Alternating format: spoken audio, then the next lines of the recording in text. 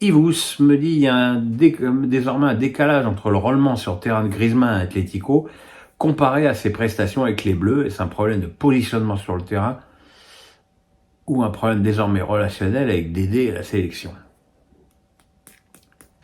Autrement dit, le fait qu'il n'ait pas eu le capitana. Alors, j'ai envie de dire, j'espère qu'il n'en est plus là.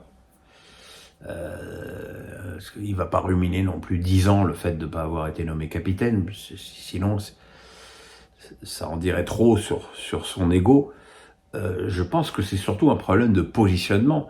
Parce qu'à l'Atlético, qui est dans une équipe éminemment défensive, ce qui d'ailleurs ne devrait pas tant le dépayser que ça de l'équipe de France, Griezmann, il joue beaucoup plus haut qu'en sélection. Il joue attaquant et il est libéré des contraintes défensives.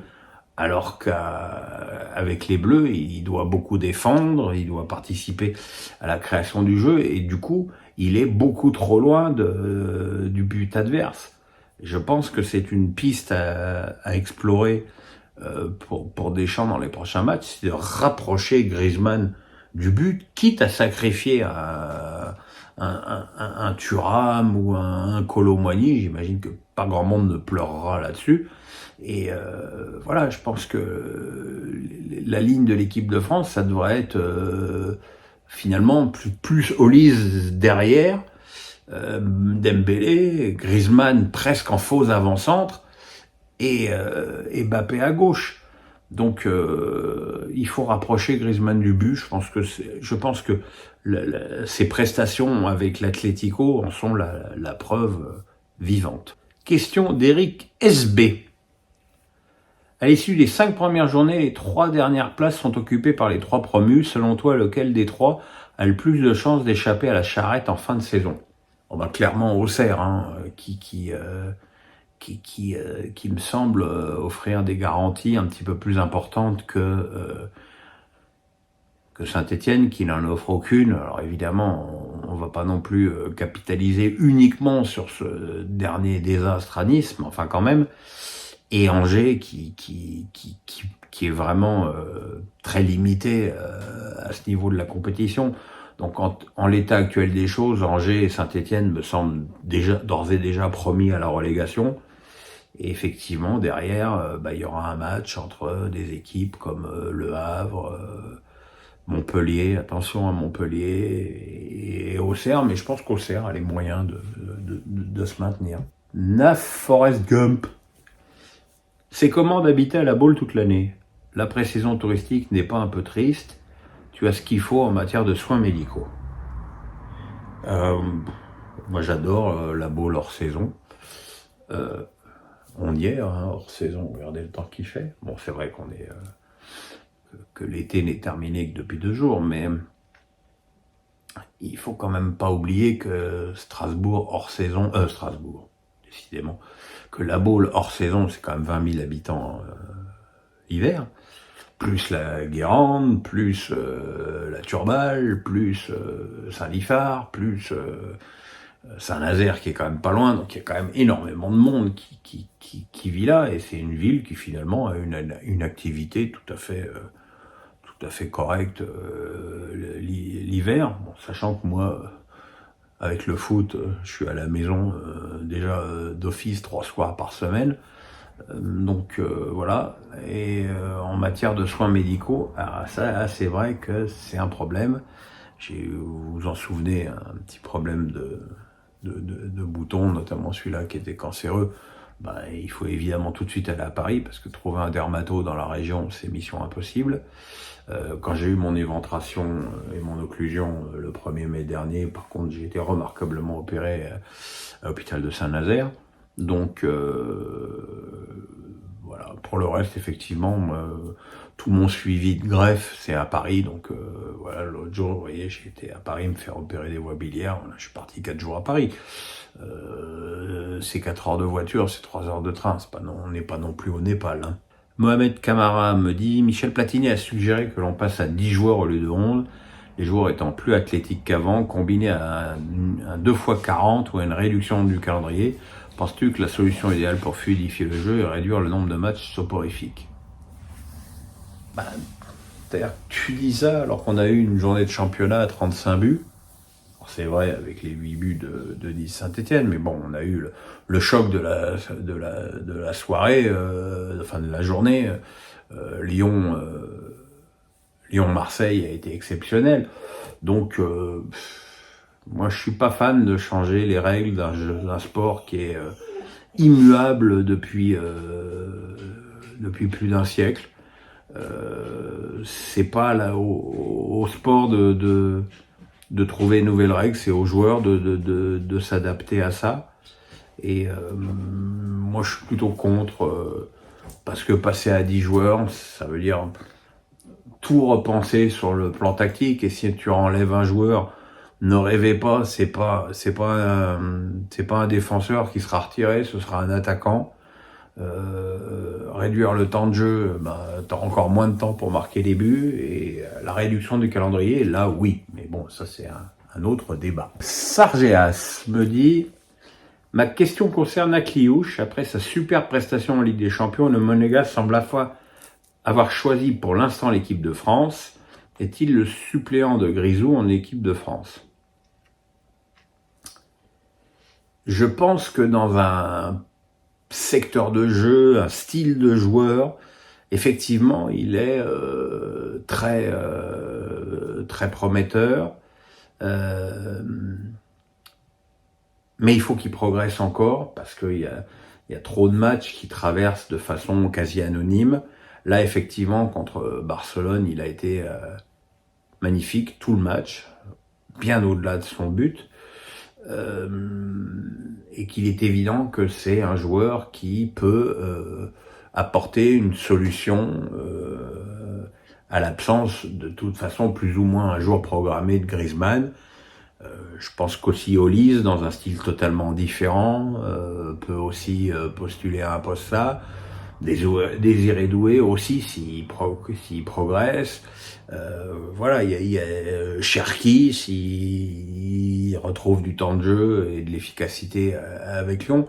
Voilà, ce sont ces profils-là qui peuvent un jour espérer peut-être remplacer Griezmann, mais bon, c'est pas demain encore. Hein. Ça tombe bien parce que Griezmann, il a pas encore envie d'arrêter. Hein. Guillaume David me dit: que penses-tu de l'interview de Platini chez Roten, notamment quand il parle des Bleus qui ont fait des déclarations politiques perso? J'ai aimé son point de vue.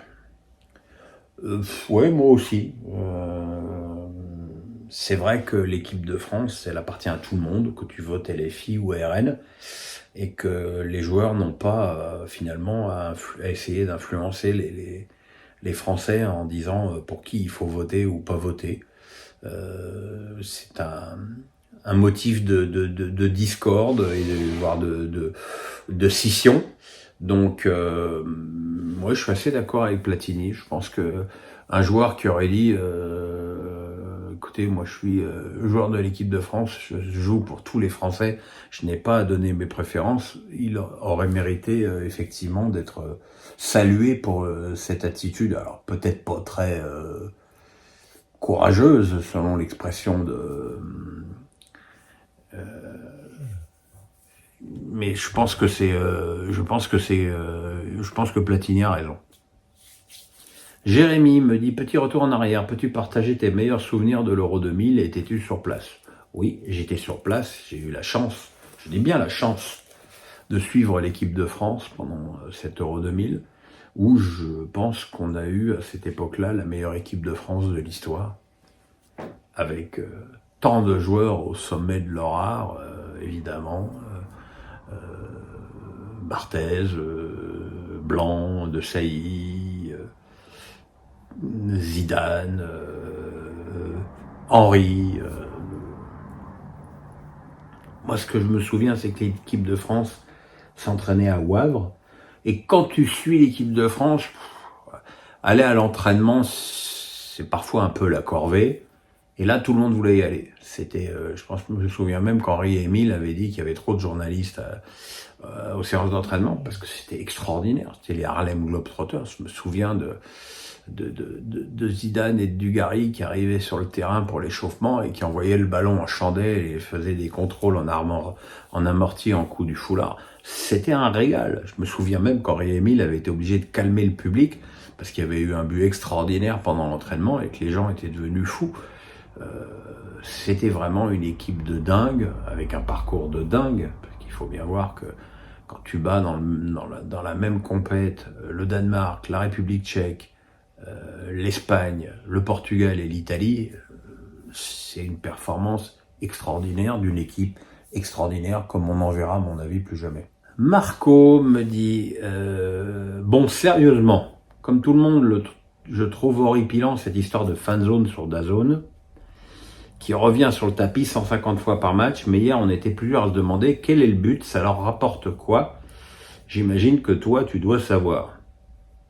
Non, je sais pas, c'est un choix éditorial. Le choix éditorial, c'est de faire Jones, de faire commenter les matchs à des youtubeurs.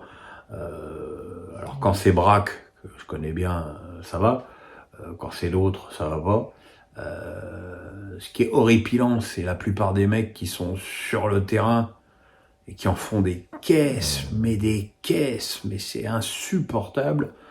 Effectivement, la fanzone, moi je regrette qu'il n'y ait pas une chaîne où on puisse couper le son, parce qu'il y a vraiment des matchs où c'est très pénible. Alors évidemment, pas quand c'est Julien Brun qui commente. Alors déjà, ce que je comprends pas non plus dans cette chaîne, c'est que depuis le début du championnat, Smaïl Bouabdella n'a pas commenté un seul match, et il fait le présentateur sur le terrain, là où, mon avis, l'intérêt de son expertise est totalement dilué.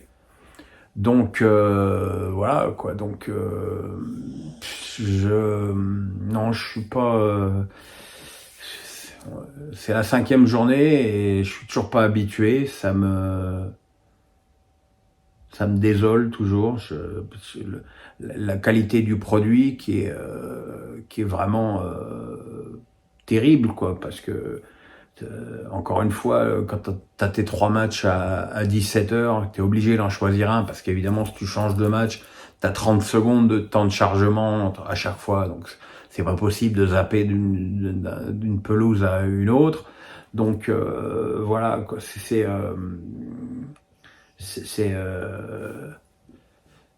une expérience terrible, et en plus quand j'entends le patron dire non mais c'est pas cher, regardez le prix de DAZN ailleurs, sauf qu'il oublie de dire que DAZN ailleurs ils retransmettent autre chose que juste le championnat de France, que c'est pas avec les coupes d'Europe féminines, des matchs de MMA quand il n'y a pas de pay-per-view en plus. Enfin, tout ça me paraît, comme je l'ai dit, une vaste enculerie. Jean Penazzino me dit une question pas trop d'actualité, mais à tes yeux, quelle est la Coupe du Monde qui t'a le plus marqué depuis que tu suis le foot? Alors, en participant à la Coupe du Monde, il y a eu 98, où évidemment j'avais fait, mon rôle était de faire des jeux et joueurs, c'est-à-dire les notes et l'appréciation sur les joueurs sur plein de matchs. Donc j'ai fait 24 matchs pendant la Coupe du Monde, la Coupe du Monde de 98. Donc c'était super, même si j'avais encore une fois été écarté de la couverture de l'équipe de France parce que j'étais pas assez anti-Jacquet. Enfin, j'étais pas anti-Jacquet du tout d'ailleurs. Et puis j'ai beaucoup aimé aussi la Coupe du Monde 2006 parce qu'M6, parce que 100% foot en quasi quotidien, parce qu'on a fait les émissions de la finale à Berlin, et que voilà, et que c'était super, quoi. C'était une très belle époque pour moi, et puis une belle Coupe du Monde aussi, quoi.